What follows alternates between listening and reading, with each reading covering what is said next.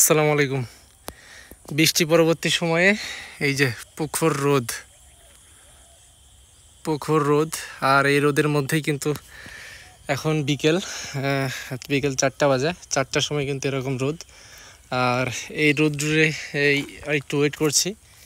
দেখেন এই গাছগুলাতে যেন ছত্রাকের আগমন না ঘটে, সেই জন্য কিন্তু এইখানে এখন স্প্রে করব। আর সেটা হচ্ছে যে ম্যানসার এবং এর সঙ্গে অ্যামিস্টার টপ, এবং এখানে কিন্তু আমি টেম্পেস্ট অ্যাড করব, এবং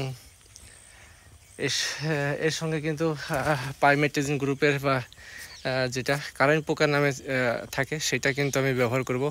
যেহেতু এখানে বৃষ্টি পড়ার সময় অনেক পোকামাকড় লেগে আছে, তো একবারে একটা কড়া ডোজ দিয়ে দিই। তো আল্লাহ ভরসা যা হয় কপালে তাই থাকবে। তো দেখা যাক এরপরে কেমন রেজাল্ট আসে। তো দেখেন আপনাদের মরিচ গাছ কার কি অবস্থা জানি না, তবে আমার মরিচ গাছে প্রচুর পরিমাণে এই শোষণকারী পোকা কিন্তু খেয়ে ফেলছে।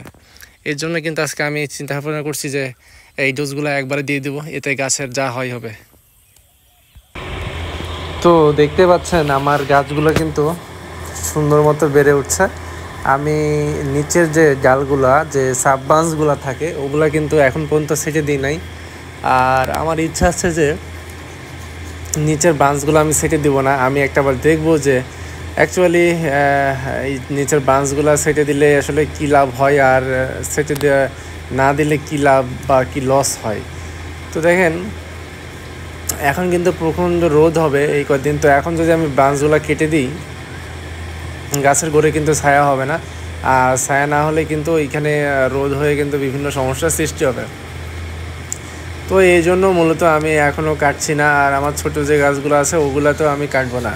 তো এইভাবেই কিন্তু আমি রেখে দিব। তো এইভাবে রাখার ফলে হয়তোবা কোনো প্রবলেম হতে পারে, হয়তো উপরের দিকে ডাল কমতে না বাড়তে না পারে। তো আমি আসলে চেষ্টা করব উপরের দিকে ডাল বাড়ানোর, কারণ আমার কাছে বিভিন্ন কোয়ালিটির ভালো ভালো উদ্ভিদ বৃদ্ধিকারক পিজিআর বা জৈব যে ওষুধগুলো আছে সেগুলো কিন্তু রয়েছে। এগুলো স্প্রে করলে কিন্তু গাছ খুব সুন্দরভাবে কিন্তু বেড়ে ওঠে, এবং গাছ খুব সুন্দর হয় এবং ফল খুব বেশি দেয়। তো ধন্যবাদ সবাইকে, আমার জন্য দোয়া রাখবেন, সবাই আমার চ্যানেলটি সাবস্ক্রাইব করবেন। আসসালাম।